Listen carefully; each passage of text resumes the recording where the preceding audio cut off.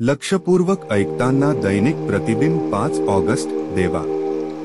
जी परिस्थिती आम्ही बदलू शकत नाही ती स्वीकारण्यास मनाची प्रसन्नता आम्हाला दे. जी परिस्थिती आम्ही बदलू शकतो ती बदलण्याचे धैर्य आम्हाला लाभू दे आणि अशा परिस्थितीतला भेद जाण्याचे ज्ञान आम्हाला दे. देवा, आमची नव्हे तुझी इच्छा पूर्ण होवो.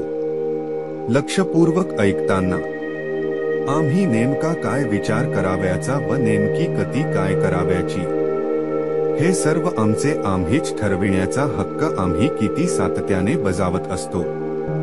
12 पाया व 12 रूढी. पान 36. इंग्रजी.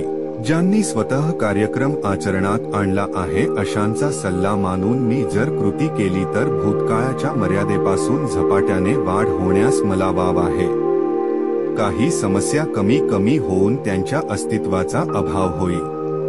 पैकी काहींना समस्यांना सहनशीलतेने पूर्ण विचारांती केलेली कृती लागेल. दुसऱ्याचे अनुभव लक्षपूर्वक ऐकताना ऐकल्यामुळे अचानक उद्भवणाऱ्या समस्येला कसे हाताळावे ह्याबद्दलचे अंतर्ज्ञान वाढू शकेल. अत्यंत उतावळेपणाच्या कृती मला टाळायच्या आहेत. सभेला हजर राहून सदस्याला बोलावून व त्यांच्याबरोबर बोलून सहसा ताण कमी होतो. जीवावर उदार होऊन शिक्षा भोगणाऱ्या माझ्यासारख्याची खूपशी सुटका होते.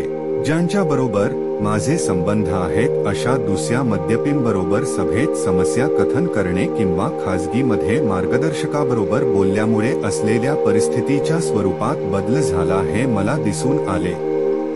जेव्हा मी कार्यक्रमाच्या आध्यात्मिक शक्तीवर भरवसा ठेवतो तसेच चांगल्या जीवन प्राप्तीसाठी मला काय करायला पाहिजे हे जाणून घेण्यासाठी मी जेव्हा दुसऱ्यावर विश्वास ठेवतो तेव्हा मला कळते की आवश्यक अशा गोष्टी करण्यासाठी मी स्वतःवर विश्वास ठेवू शकतो.